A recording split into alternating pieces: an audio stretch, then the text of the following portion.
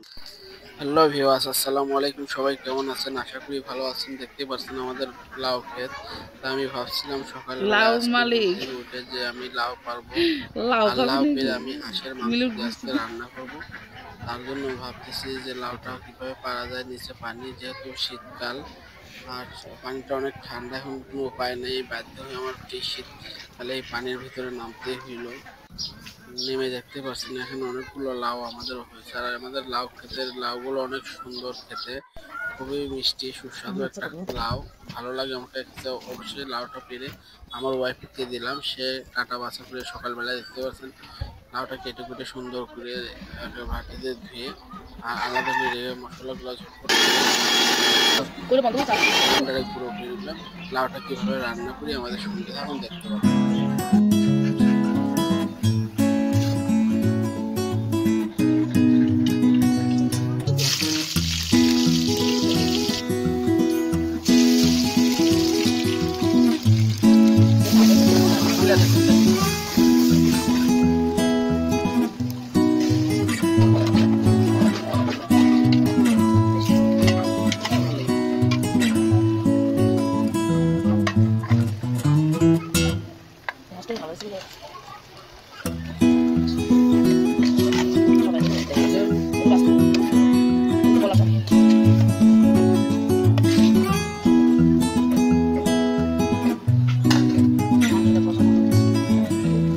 বান্ধবী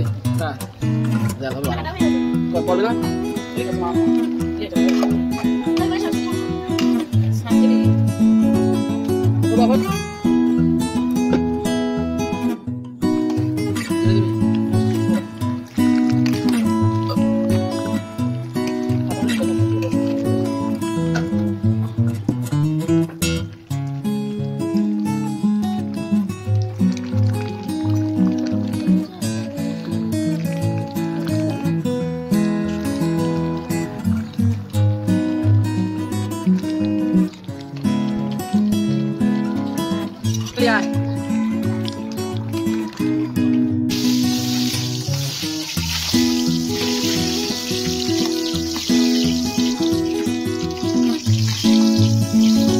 দেখতেই পারলেন বন্ধুরা লাউটা কিভাবে রান্না করলো হাঁসের মাংস দিয়ে, অনেক সুন্দর।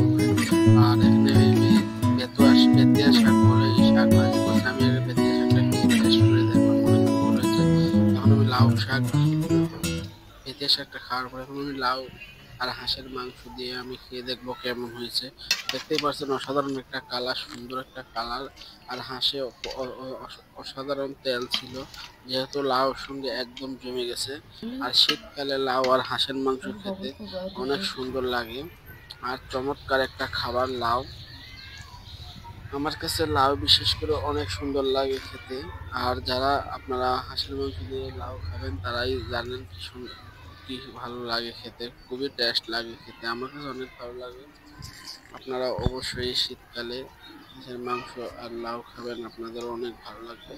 আর সবাই সুস্থ থাকবেন, ভালো থাকবেন, আমাদের চ্যানেলটি লাইক দিয়ে সাবস্ক্রাইব করে আমাদের পাশে থাকবেন। আর হাঁসের মাংসটা অনেকই সফট। সবাই ভালো থাকবেন, ধন্যবাদ।